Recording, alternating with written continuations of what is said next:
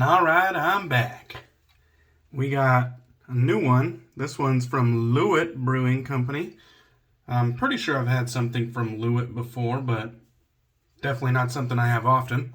This one is Quetzalcoatl, Mexican style hot chocolate stout, coming in at 6.4. And let's see, did they give us anything else? Brewed in Vancouver, Washington. Okay, now I'm pretty positive that I've had it before. Cinnamon, chocolate, vanilla, and I think that's pretty much all it's going to give us. You can see there it has some notes on the side, and then just the basic government warning there. Let's go ahead and crack it. We will pour it into a glass here, and hopefully we'll get some nice Mexican hot chocolate vibes out of this one. I don't know if you guys have ever had Mexican hot chocolate, but I really like that shit. It has like cinnamon and peppers sometimes. And the peppers don't really come across in flavor. There's no heat, but there is kind of like, or I shouldn't say, it doesn't come across in the form of heat, but it does come across in the form of flavor. Sometimes it gives like a smoky vibe to it. Very nice. All right, so there's a look at the beer. Quite dark, nice tan colored head. It does kind of give, you know, like dark chocolate, roasty coffee vibes off the nose.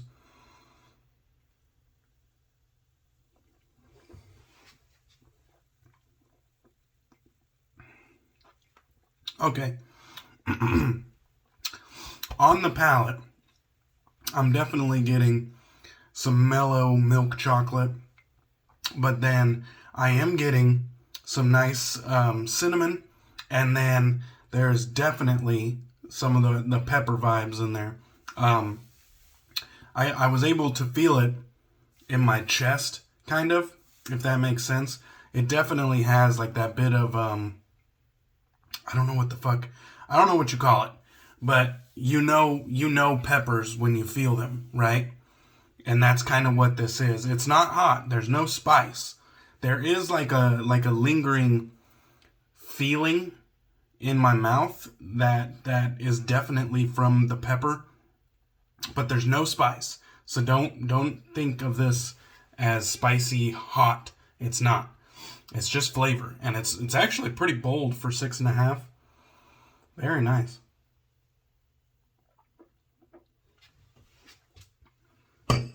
Hell yeah. I like that. That's real good. Alright. Today, we are using Zingari Man's The Master, a dark and spicy barbershop. Artwork done by Shaving with Raza. The fragrance was put together by Sean Mayer of Mayer Olfactive and or Chatillon Luxe. So this was made by a professional perfumer. And this is in the Sago base. We got the ingredients right there, 5 ounces, and this is an early view of this product because it's not quite available just yet. Should be coming out very soon though. So it didn't say the price, but I looked at some comparables. It should be right around 25 bucks, I'm guessing. So take that with a pinch of salt, but around 25 bucks is what I'm guessing for 5 ounces. There's a look at the pour, a very clean pour. It does kind of have like a oily surface. Those are probably just the fragrance oils, I'm assuming. You can see like a little pocket of fragrance oil right there. That kind of came out when I did my scoop. No big deal. It's not a deal breaker. Nothing wrong with that whatsoever. I do have it whipped up already in my beautiful Lancaster Razorworks shaving bowl right here. Got it whipped up. Nice looking creamy lather, looking very luxurious. Can't wait to put this to use. And then we got our Alpha Shaving Company Outlaw handle in red and AP Shave Co. Gelousy Badger Knot on top. So let's wet the face. Let's get right into this. The scent on this one's very nice. To me, it doesn't really remind me in any way, shape, or form of a barbershop, but I suppose if you kind of read the description, of the master, the little write-up that she puts on her website under the master. If you kind of put yourself in that position of, a barber who's been doing this his whole life and kind of has an old school vibe, and the barber shop has an old school vibe, like, you put yourself in there with the brick wall and the overall ambiance of the leather chair and everything, then you might understand a little bit more the dark and spicy vibe that this has going on. But to me, if I just smelt this, I had no backstory, barbershop wouldn't come to mind. But a warm and spicy scent, that's definitely good for like nighttime, cold weather, and you can really dress it up, dress it down. I think this is a great scent. So let's get this lather on the face. I usually have no problems with the Sego soap base. It is a bit, it is a bit finicky, but if you just keep at it, keep working at it, shouldn't be no problems. I tend to load heavy with the Sego just because I know that it's finicky. I'm not like, I don't use Sego daily or weekly or anything like that, so I don't have like this close relationship with the soap base. But I was able to whip up a lather somewhat easily. I noticed that all the lather, all the soap, which is quite a soft soap. I'll tell you that. It's quite a soft soap. It's soaked up into the natural hairs of my badger brush right away. And that might be alarming at first. But I added water and it started looking, real bubbly and thin. And that might be alarming again. But I added more water and I started agitating vigorously. Now, when it looks airy and thin, you're definitely not thinking of adding more water. But this soap base is a bit weird in that way. And I added more water. And it can take it. But it's just a bit weird. Like it doesn't act the way that you might think. Like logically, this is the way it should act. But just add a little bit more water. I started agitating and all I mean by agitating was like, I'm swirling the brush in my shave bowl, vigorously. And then you'll start to see the lather coming together. And once I started building a little bit of volume, then I added even more water. So it definitely can take the water. It just doesn't come together the way most soaps do. But still real good stuff, no doubt about that. It's been around for years now, and it's good stuff. Today we're going to be using the Raido Star straight razor right here. This has dyed moose bone, or moose horn I should say, scales. And it's a very beautiful razor right there. You get a look at the grind. Very good stuff. Alright, let's get this shave on the road. Okay. We do have a few days growth. I think two days if I remember correctly. It's always nice to get a shave with a couple days worth of growth.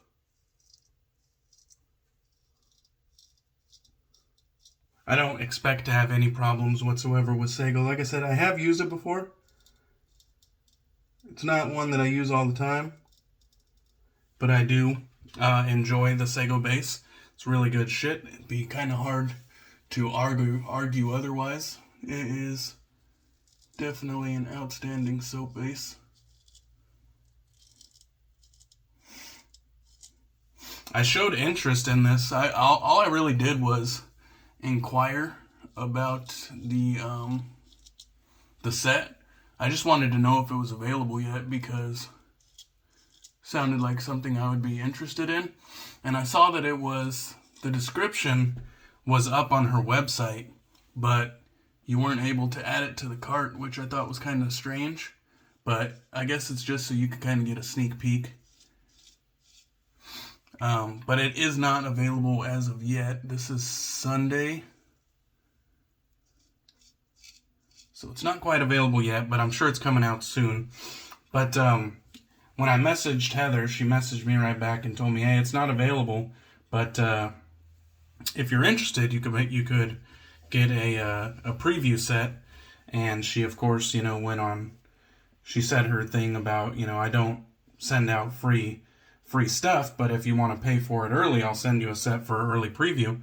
And I, of course, I was ready and willing to do that, because it's always nice when artisans let you get early peek that you can preview on your channel. And I'm definitely ready and willing to pay for anything that I have interest in.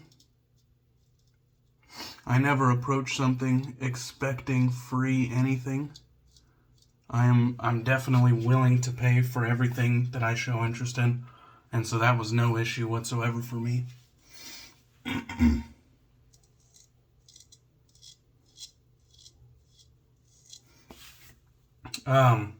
Let's go over the scent notes a little bit. Top notes: citrus, vanilla, and tarragon. Somebody tell me what tarragon is. I've seen it before in scent notes, but I'm not 100% sure what it is. Also in the mid notes, woods, amber, jasmine, coriander, holy basil, geranium, and sweet bay. I do feel like I pick up some of the bay when it comes to this scent. I think it adds to that warm, spicy nature. And then in the base, vanilla again. So there's vanilla in the top and base notes. I guess that makes sense. Musk, amberette, sandalwood, and patchouli. So when you get a look at those scent notes, you can kind of understand the dark and spicy nature of this fragrance. Definitely one where I think you might want to be a lover of more dark scents in general. This doesn't give off any fresh or bright vibes. This definitely, dark and spicy is spot on. Warm, dark, spicy, but it is gentlemanly. It's definitely masculine, at least in my opinion. And like I said, it's perfect. It actually, and this was totally unintentional, it actually goes real well with this beer, also being dark and spicy.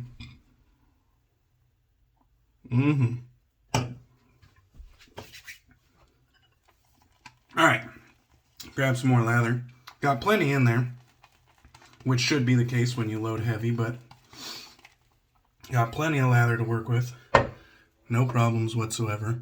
It's definitely dense and creamy, which is exactly what we want. Or at least that's what I want. I know some straight razor shavers, they like to make thinner lathers for their straight razor shaves. They hold the beliefs that if it's thin and highly hydrated, that it's better for straight razor shaving. I don't really share those same beliefs.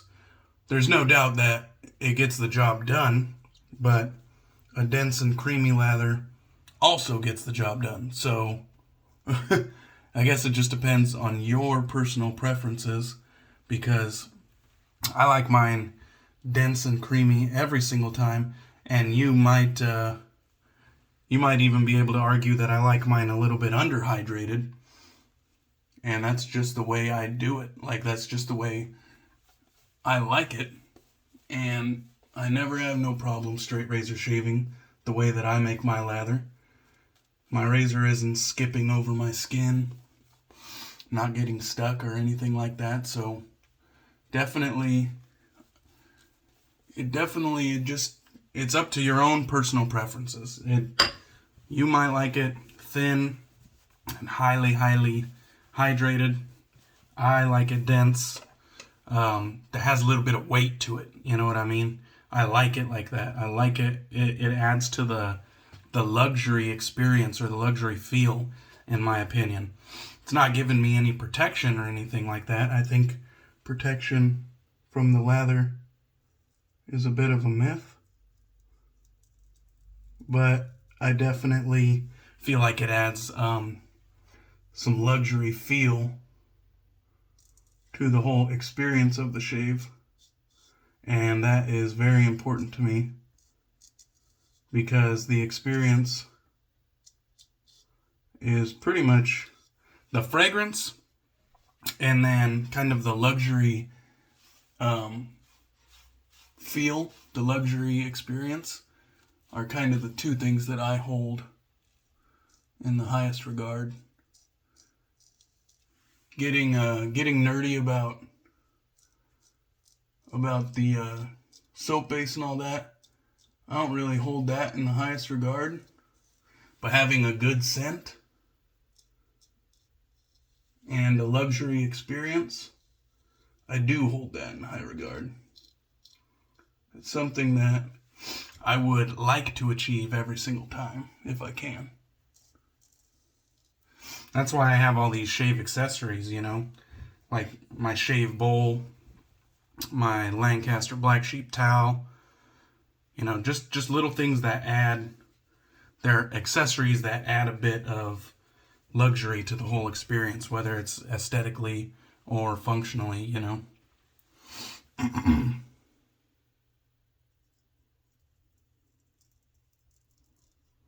You gotta think the master barber has these tools that he can use as well that give a bit of luxury to his customer base. Make sure that line's nice and sharp. This Raido Star razor still working on its original edge that it was sent with, product of the Ukraine.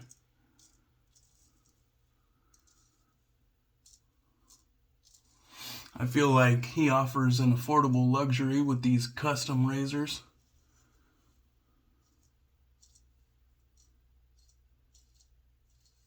I told him what I wanted. I feel like he pretty much hit the nail squarely on the head. Gave me exactly what I asked for. There was a bit of a language barrier, I will say that.